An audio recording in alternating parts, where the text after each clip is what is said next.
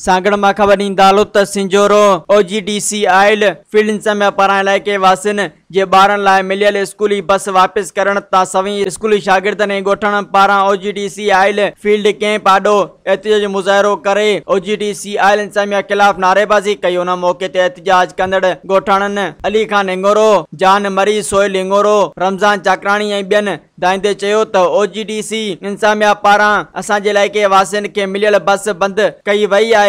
तंहिं ते असांजा ॿार 3 ॾींहंनि खां स्कूल नथा वञी सघनि। हिननि चयो त बजट हूंदे बि असांजे इलाइक़े में तरक़ियाती कम न थिया आहिनि ऐं हाणे वरी बस बंदि करे छॾी आहे। हिननि चयो त बस न हुअण करे सभी ॿारनि जी तइलीम मुतासिर थी रही आहे। जेसीं ताईं स्कूली बस मुहैया न कई वेंदी तेसीं ताईं धरणो जारी रहंदो। मज़ीद ख़बरनि ऐं तफ़सीलात लाइ विज़िट कयो असांजी वेबसाइट www.awamiNewsHD.com ऐं ॾिसंदा रहो अवामी न्यूज़ HD।